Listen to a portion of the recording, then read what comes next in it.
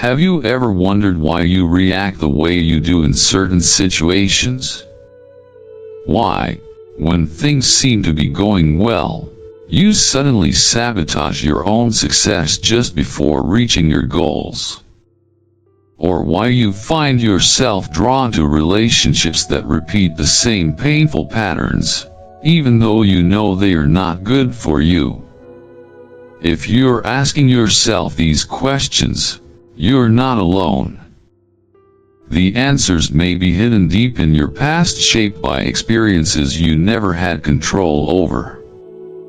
The truth is, much of who we are today was formed long before we had the ability to understand it.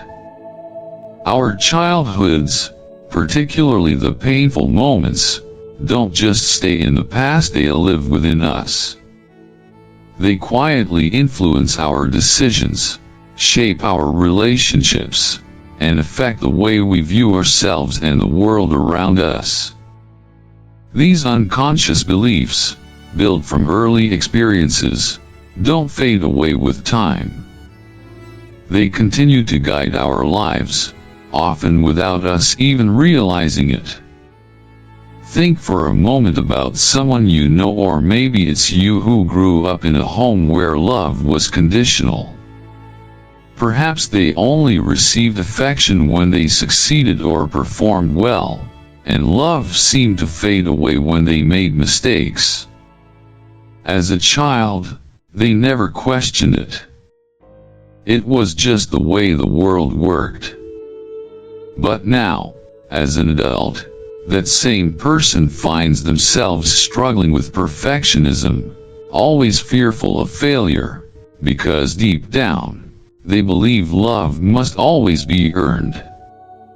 What if I told you that these patterns, these fears, and even the relationships you keep finding yourself in are all part of a script you never consciously chose? What if you could rewrite that script, creating a life that's truly yours? From here, let's explore this journey through the lens of Buddhist philosophy, where every experience has a cause, and deep understanding is the key to liberation. The teachings of the Buddha remind us that suffering doesn't have to be something we endure forever. It can be transformed, if we understand it correctly and act mindfully. So, I ask you, are you ready to embark on this journey, to better understand yourself and, most importantly, to break free from the limiting beliefs that have held you captive for so long? The beliefs we inherit from childhood are not just passive remnants of our past.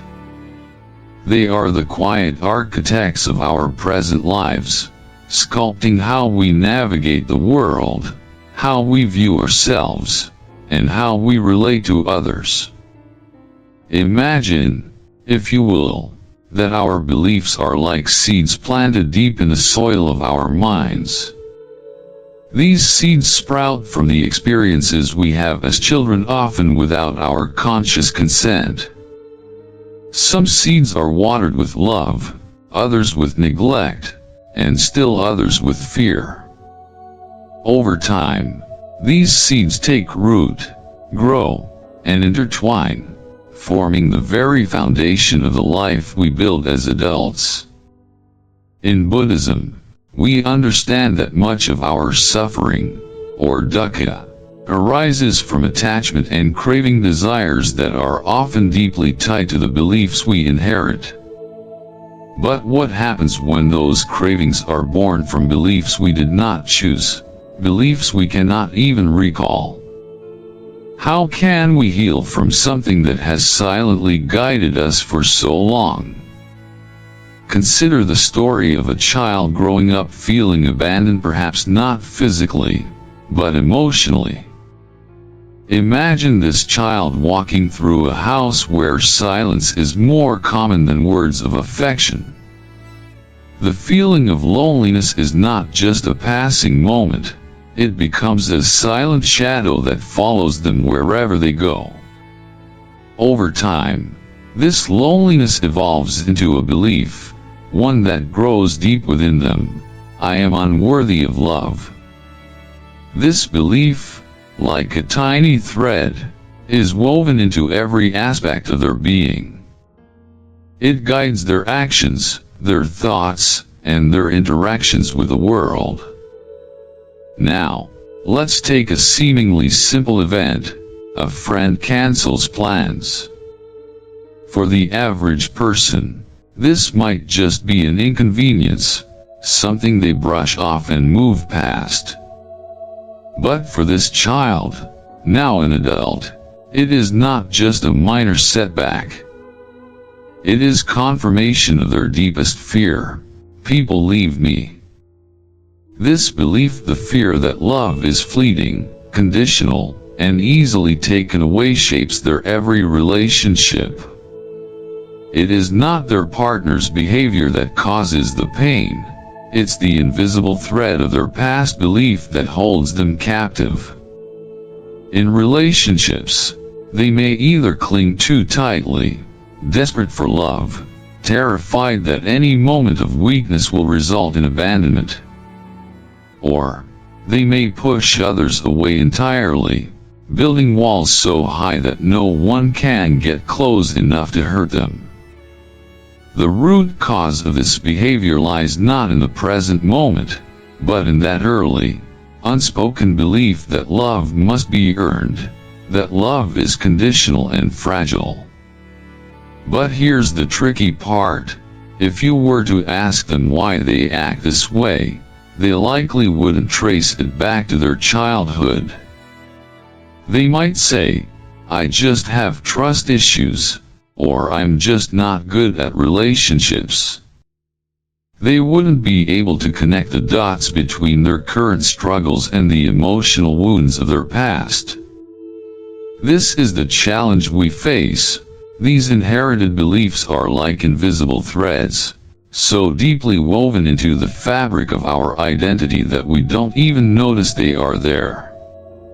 And because we don't recognize these threads for what they are, we remain trapped in a cycle, repeating the same behaviors, the same patterns, over and over again.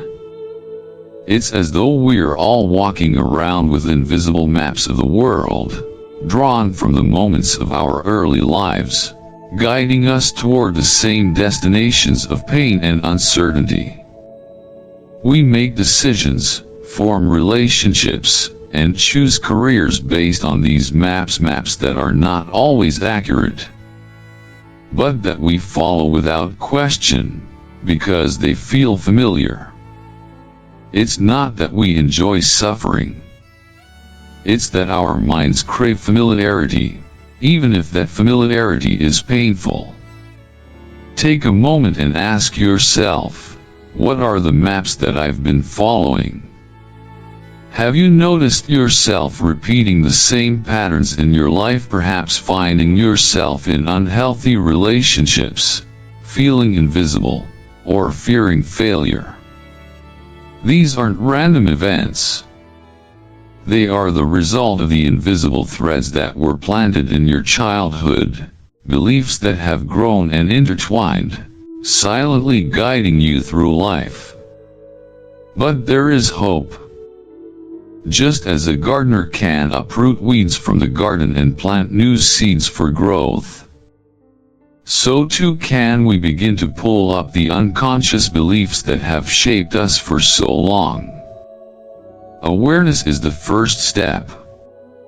In Buddhist philosophy, this is known as mindfulness, or sati, the practice of becoming aware of the thoughts and beliefs that drive our actions. When we cultivate mindfulness, we begin to recognize the invisible threads that have been guiding us. And in doing so, we can begin to consciously choose new threads, new beliefs, and new patterns. It's not easy, and it's not quick. The process of healing is slow, like tending to a garden over time. But with every step of awareness, every moment of self-compassion, we break free from the old maps and begin to chart a new course, one that leads us toward freedom, not pain. In the end, our suffering isn't a punishment, it's a signal. It's the universe telling us that the map we've been following isn't accurate, that the threads of our past are no longer serving us. And just as a river carves new paths through the earth, we too can carve new paths through the beliefs that have held us hostage. The invisible threads no longer need to control us. With awareness, compassion, and patience, we can rewrite the stories of our lives, one step at a time. Imagine, for a moment, that your mind is like a vast, untamed forest. As a child, you're walking through this forest, and the world around you is chaotic, unpredictable. Some areas are dark and treacherous, while others are bright and open. When danger appears, whether emotional or physical, your mind, like a tree, naturally grows a defense. It forms branches, shields, and barriers to protect you from harm. These defenses, though they begin as life-saving tools, gradually grow into the very structure of your inner world. Over time, these mechanisms become so deeply woven into your psyche that they stop protecting you and start limiting you. This is what the Buddha often referred to when he spoke about the mind's tendency to crave comfort and avoid pain. From an early age, we create emotional defense mechanisms to shield ourselves from the pain and instability around us. Think of a child who grows up in an environment where safety is never guaranteed. Perhaps the rules change daily, or anger erupts without warning. That child learns quickly that the world is not a safe place, and so, they craft an invisible armor to protect themselves. This armor could take many forms: hyperindependence, anxiety, emotional numbness, or a relentless need to control everything around them. But here's the twist: this armor, once vital for survival, doesn't simply disappear as we grow older. It follows us into adulthood, quietly shaping who we are, how we react, and how we relate to the world. What once helped us navigate chaos now restricts our ability to move freely. Imagine that armor turning into heavy chains, links growing tighter with each passing year. We walk around, dragging this weight behind us, unable to see the chains because they are so deeply embedded in the very fabric of who we are. Take, for example, a person who grew up in an emotionally unstable home. They may have learned early on to suppress their feelings, to hide their vulnerability, to stay distant from others.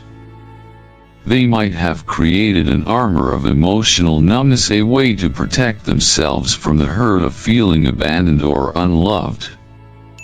Now, as an adult, this person might find themselves withdrawing whenever they feel threatened, even in situations where no threat exists. They may sabotage relationships, keeping others at arm's length because, deep down, they believe that getting close to someone means setting themselves up for pain. Now, imagine someone who has become hypervigilant, always bracing for the next emotional storm. They might live in a constant state of anxiety, expecting the worst even when everything is calm. They might control every detail of their environment, every conversation, every interaction, because they believe that if they don't, chaos will ensue. In essence, they've created an emotional fortress that they carry with them at all times. What was once a defense mechanism to survive childhood has now become a prison of their own making. But here's the painful truth. We often don't realize that this armor exists. When we're asked why we act the way we do, we might respond with, "I'm just an anxious person," or "I can't trust anyone." We don't connect the dots between our current behavior and the defenses we built as children. These defense mechanisms were created out of necessity, but now they are no longer necessary. They are simply patterns we continue to live out of habit. So, ask yourself, how do I respond to stress or conflict? Do I retreat into myself, shutting others out? Do I try to control everything around me, as if I'm preparing for the next emotional disaster? These responses are often learned behaviors, not inherent parts of who we are. They were shaped in childhood to help us survive, but as we grow older, they no longer serve their purpose. They become walls that prevent us from truly experiencing life, walls that keep us locked in a cycle of fear, control, and isolation. The first step in healing is awareness. Imagine standing in that forest again, this time noticing the armor you've been wearing for so long. It's no longer necessary to protect you, yet you still carry it. When you become aware of the weight it carries, the chains you drag behind you, you can begin to remove them. This doesn't happen overnight, but with each moment of awareness, you begin to free yourself from the emotional armor that has held you captive. The armor of hyperindependence, emotional numbness, or anxiety can be unlearned because they were learned behaviors in the first place. The real power lies in recognizing that these mechanisms were once tools for survival. But now they are the very things that prevent you from growing. Once you realize this, you can begin to choose a new path, a path where you no longer need to rely on the armor of your past. You can create space for vulnerability, for trust, and for the freedom to simply be. This path may not be easy, but it is the path to true healing and self-discovery. The chains may still be there for a while, but with awareness and compassion, you can begin to untangle them, one link at a time. You are not the armor you wear, and you are not defined by the defense mechanisms you built in your past. You have the power to heal, to shed the armor, and to walk forward, free from the weight of your old defenses.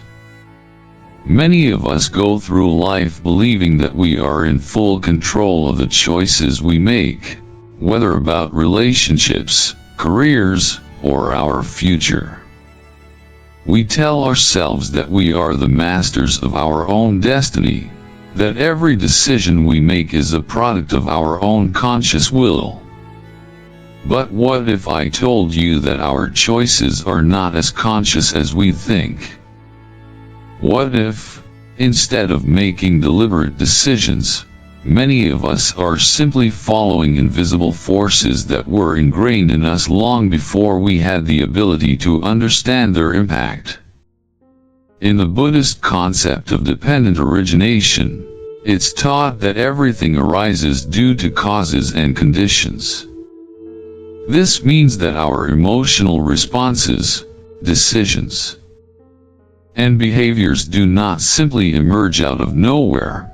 They arise from deep-seated beliefs formed in childhood, shaped by experiences we couldn't control. These beliefs often remain hidden in our subconscious minds, quietly steering us in ways we don't fully grasp. It's as though we are living our lives on autopilot, unable to see that the same cycles of behavior, thought, and reaction are playing out again and again, often without us even noticing. Let's take a look at an example. Imagine someone who grew up in an emotionally abusive household, where love was conditional and safety was a distant concept. As they grow older, they may find themselves in relationships where they feel invisible, unappreciated, or undervalued. They may even tell themselves that they don't want to be mistreated, yet time and time again, they are drawn to situations that mirror the patterns they learned as a child. They may consciously think, "I deserve better," yet subconsciously, they are seeking the familiar. Even though the familiarity is painful, it feels safe. The truth is, they are not consciously choosing suffering, they are unconsciously seeking what they know, even when it causes them pain. This is where the true challenge lies. The Buddha taught that tanha, the craving for things to stay as they are, even when they cause suffering, leads to more pain. We are often caught in a grip of craving for what is familiar. We may desire change, but deep down, we crave the certainty of what we know, even when it's harmful. The mind, in its search for safety, clings to familiarity. It craves what feels predictable, even if that predictability comes at the cost of emotional well-being. This craving for the familiar keeps us stuck in repetitive cycles of pain, suffering, and disappointment. These patterns don't just emerge from random chance, they arise from the unconscious beliefs we formed when we were too young to understand their impact. These beliefs are like old records playing in the background of our lives, guiding us along the same path, even when we yearn for something different. It's as if we are caught in a loop, repeating the same lessons over and over without realizing it. Think about the times you found yourself in relationships or situations that don't serve you. Have you ever wondered why, despite knowing what is healthy for you, you still end up repeating old habits? It's not that you don't want change, it's that the unconscious forces at play are more powerful than you realize. The beliefs formed in childhood, often invisible and unexamined, continue to control the choices you make, even as an adult. Until we bring awareness to these beliefs, we continue to follow the same patterns, unable to break free from the cycles of our past. This is why the Buddha's teachings on mindfulness are so powerful. By becoming aware of our unconscious patterns, we can begin to unravel the forces that drive us. Mindfulness allows us to observe the beliefs and tendencies we've carried with us, often without even realizing it. Once we become aware of these invisible forces, we can make a conscious choice to break the cycle. We don't have to stay stuck in the patterns of our past. With mindfulness and awareness, we can choose a new path, one that is no longer governed by the beliefs and habits of our childhood. This process is not easy. It requires us to confront the uncomfortable reality that much of our suffering comes not from the present, but from the beliefs that were formed long ago. But the path to healing begins with the recognition that these beliefs are not immutable, they were learned, and they can be unlearned. When we begin to see our unconscious choices for what they are, we give ourselves the power to break free from the cycle and move toward a life that is more aligned with our true desires and authentic self. As we begin to peel away the old layers of protection and remove the barriers we have built over time, we discover that the path to healing in Buddhism is deep and transformative. It doesn't promise an easy or immediate change, but like a patient blacksmith, it helps us reshape ourselves, removing obstacles that have blocked our way for so many years. This path is a light that guides us, opening up a new way, helping us break free from the endless cycles of suffering and misunderstanding. The journey of healing begins with a fundamental, yet crucial, step: awareness. In Buddhism, this is known as sati, or mindfulness. Imagine your mind as a clear body of water. When you practice mindfulness, that water is no longer clouded by uncontrolled thoughts or emotions stirred by the past. Mindfulness is like a delicate net, pulling up the pieces inside you, helping you see clearly every grain of belief that has settled over time. When you become aware of your thoughts and emotions, you are no longer swept away by them. You begin to see the automatic reactions you've been living with, actions that are not from the present, but reflections of old wounds from the past. Once we become aware of these unconscious patterns, we realize that we are not these automatic reactions. We are like a boat on a river. At first, we go with the current, but when we realize we can steer the boat, we begin to take control and head toward the shores of freedom and peace. The first step in the healing process is recognizing that we are living in an unconscious cage, trapped by the beliefs that were formed in childhood. Only when we see that cage can we find a way to unlock it and begin living a truly free life. However, awareness alone is not enough. The next element in the healing process is compassion. Compassion is the gentle light that shines into the dark corners of our soul. Imagine compassion as a soft wave, soothing the old wounds, bringing peace to the parts of ourselves we've neglected. Practicing compassion is not just about recognizing the pain in others, but also about forgiveness and understanding toward ourselves. Sometimes, the beliefs we carry and the wounds we've suffered can make us feel undeserving of love or forgiveness. But compassion opens up a different path, one where we learn to forgive ourselves, just as a craftsman finds a way to repair the cracks in an old wall. When we nurture compassion for ourselves, we begin to remove the self-criticism and harsh judgment that we have carried for so long. We no longer view ourselves through the lens of past mistakes, but begin to see ourselves as beings on a journey of learning, growing, and maturing. Compassion is like a gentle flame, but one strong enough to burn away false beliefs and habits that have caused us suffering. When we learn to love ourselves, we not only heal the wounds of the past but also open the door to healthier, more authentic relationships with others. The important thing is that compassion doesn't just apply to ourselves, but also extends to others. Imagine compassion as a bridge, connecting your heart to the hearts of others. When we practice compassion for ourselves, we can also practice it toward others. Instead of seeing people through the lens of our own wounds and fears, we begin to see them through the light of empathy and understanding.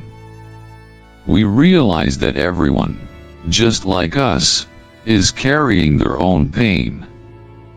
And through this shared recognition, we can create healthier, more authentic relationships that are not based on past traumas, but on mutual respect, understanding, and compassion. Thus, the path to healing in Buddhism begins with awareness and compassion, but it does not stop there. As we begin to understand and love ourselves, we open up opportunities for a new life, one not dictated by old beliefs or unhealed wounds. This journey may not be easy, but it is the path to true freedom, freedom from the past wounds and the cycles that we have carried. By practicing awareness and compassion, we can heal old wounds, creating a life that is fuller, filled with love and understanding. Healing is not a linear process. Often, it can feel as if things get worse before they get better. But take comfort in this truth. The Buddha taught that suffering is not the end of the journey, it is the beginning of transformation.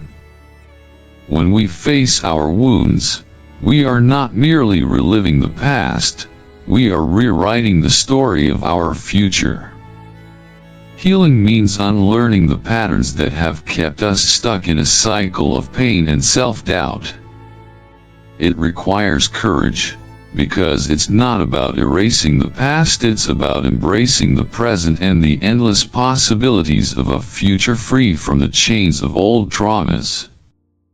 It's about choosing to live in alignment with our true selves, not the versions of ourselves shaped by others or by the wounds of our past.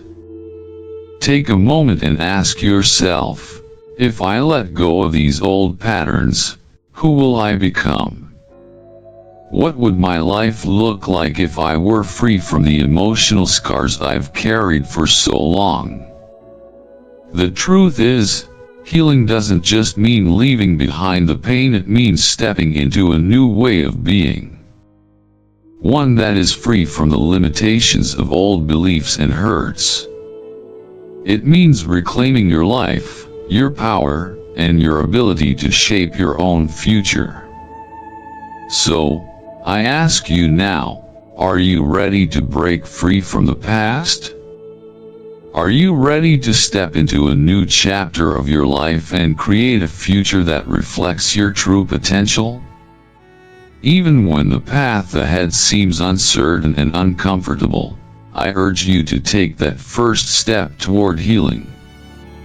Because, as the Buddha taught, the path to enlightenment is not an easy one, but it is a journey that is worth every step. Thank you so much for watching today. I'd love to hear your thoughts and experiences. Share them in the comments below. Remember, you are not alone on this journey, and by speaking openly, we can all inspire and support each other in our healing. Take care of yourselves, and keep moving forward, one step at a time.